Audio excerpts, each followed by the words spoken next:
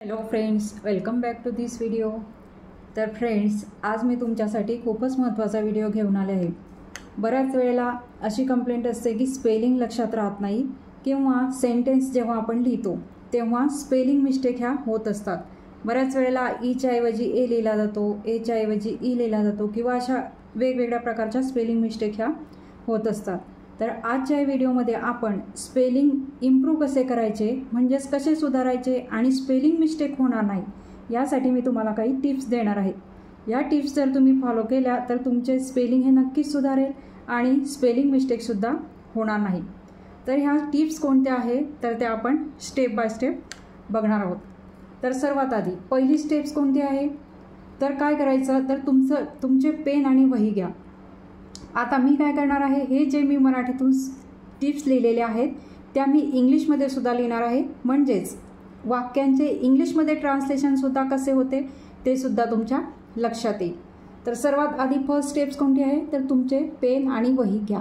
आता वही घ्यासाठी आपण शब्द वापरत असतो की टेक म्हणून, आणि हे सगळे इम्परेटिव्ह सेंटेन्स आहे. इम्परेटिव्ह सेंटेन्समध्ये आपण काय करत असतो की सुरुवात ही वाक्याची क्रियापदाने करत असतो, म्हणून आपण इथे काय लिहिणार आहोत,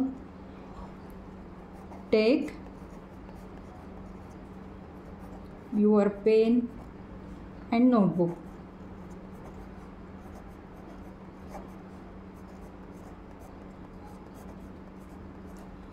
म्हणजे सर्वात आधी काय करायचं, सर्वात आधी तर तुम्हाला पेन आणि वही घ्यावी लागेल. त्यानंतर काय करायचं, तुमचा जो काही इंग्रजीचा लेसन असेल, धडा असेल, त्या धड्यातील कठीण शब्द, जे कठीण शब्द तुम्हाला वाटत असतील, स्पेलिंगच्या दृष्टीने कठीण शब्द वाटत असतील तर ते तुमच्याकरता कोणाला तरी वाचायला सांगायचे. एखादी आपल्या घरातील व्यक्ती असेल तर त्याला ते वाचायला सांगायचे. म्हणजेच काय तर ask someone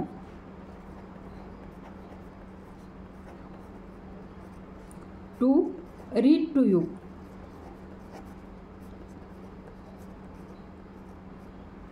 the difficult word म्हणजेच काय तर कठीण शब्द.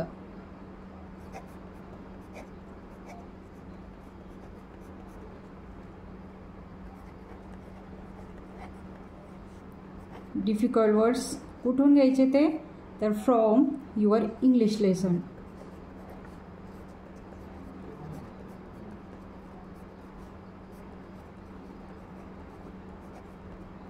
एखादा लेसन असेल, धडा असेल तुमचा, तर त्यातील जे काही कठीण शब्द तुम्हाला वाटत असतील ते कोणाला तरी वाचायला सांगायचे. Ask someone to read to you the difficult words from your English lesson.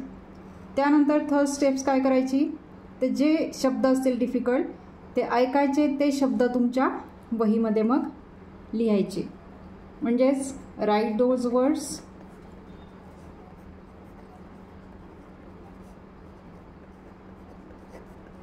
in your notebook.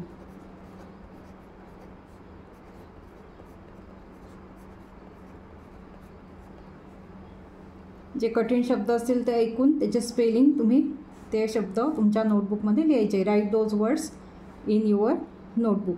त्यानंतर तुम्ही लिहिलेले शब्द तपासून घ्यायचे, चेक करायचे. म्हणजेच काय तर चेक द वर्ड्स म्हणजे शब्द तपासायचे.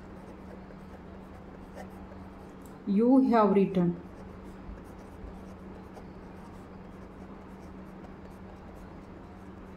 You have written म्हणजेच काय तुम्ही लिहिलेले शब्द तपासायचे.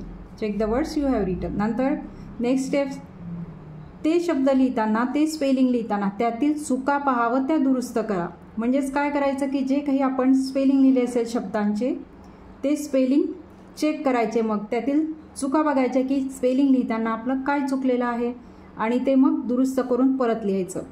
बघा, look at the errors. Errors म्हणजे काय तर चुका.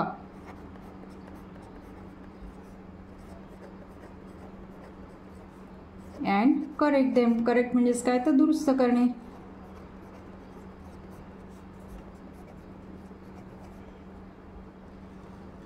नंतर बरोबर शब्द पुन्हा अभ्यासायचा, म्हणजे पुन्हा ते स्पेलिंग बघायचं. Next step, study the correct word again.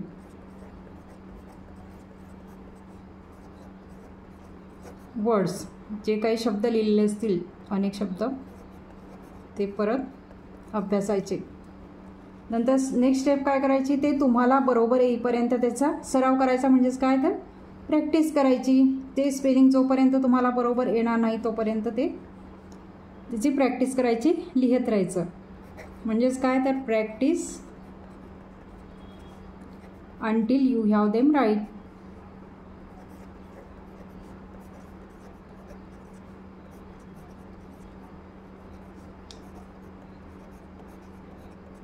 नंतरला अशी प्रॅक्टिस केल्यानंतर अशा तऱ्हेने मग तुम्हाला ते स्पेलिंग बरोबर लक्षात येईल. आणि पुन्हा जेव्हा तुम्ही ते स्पेलिंग तुमच्या सेंटेन्समध्ये किंवा काही लिहिताना जेव्हा तुम्ही वापराल तेव्हा ते स्पेलिंग तुमचं चुकणार नाही, म्हणजे तुमची स्पेलिंग मिस्टेक होणार नाही. तर अशा प्रकारे ह्या ज्या मी वरती 7 टिप्स दिलेल्या आहेत किंवा स्टेप्स दिलेले आहेत त्या तुम्ही फॉलो करा.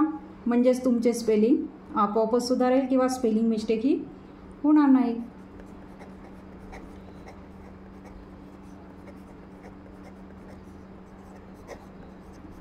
Improve your spelling in this way or this way only. तर अशा प्रकारे आजच्या व्हिडिओमध्ये आपण खूपच महत्त्वाचा असा टॉपिक बघितलेला आहे. तो म्हणजे काय तर स्पेलिंग इम्प्रूव्ह कसं करायचं, जेणेकरून जेव्हा जेव्हा आपण सेंटेन्स लिहू तेव्हा आपली स्पेलिंग मिस्टेक होणार नाही, कमीत कमी होईल किंवा होणारच नाही. तेव्हा ह्या ज्या टिप्स दिलेल्या आहेत किंवा स्टेप्स दिलेल्या आहेत त्या नक्की फॉलो करा. म्हणजे तुमचं स्पेलिंग हे इम्प्रूव्ह आपोआपच होईल. तर अशा तऱ्हेने आजचा हा माझा व्हिडिओ तुम्हाला कसा वाटला ते कमेंट करून नक्की सांगा.